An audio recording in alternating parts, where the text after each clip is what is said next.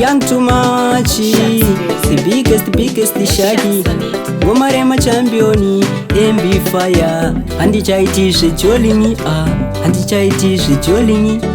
baby akandiita bullying, handijololoki futi handijoli, ndakarowa kupotsaita meta, potsaita meta, kundibata kuda kundibata, kuda undibata, kundirova mabhutsi nemayeta, bhutsi nemayeta, ndiri mutema handisi muketa, handisi muketa, handina kupiwa nguva yekutura zvitemo, panga pakaoma vakabata matemo, asi ndakaramba ndichingomiraini, ndakarohwa imi ndakashinga semurume, asi bebi rakandudza kuti usacheme, asi ndakangoti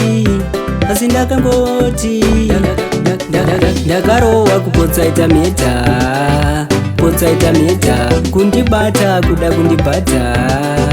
kuda undibata, kundirova mabhutsi nemayeta,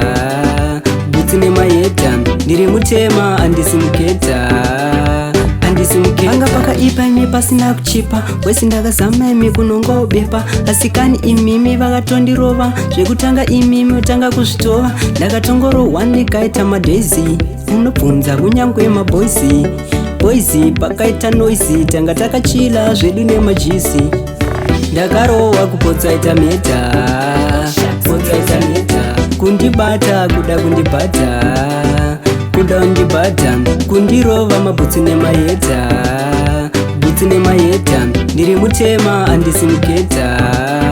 handisi muketa, handina kupiwa nguva yekutura zvitemo, panga pakaoma vakabata matemo, asi ndakaramba ndichingomiraini, ndakarohwa imi ndakashinga semurume, asi bebi rakandudza kuti usacheme, asi ndakangoti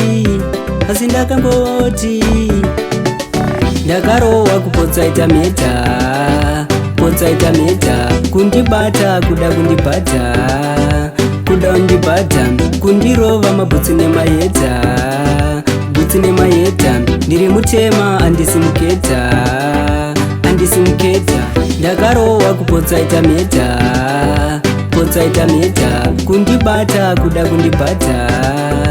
kuda undibata, kundirova mabhutsi nemayeta, bhutsi nemayeta, ndiri mutema handisi muketa,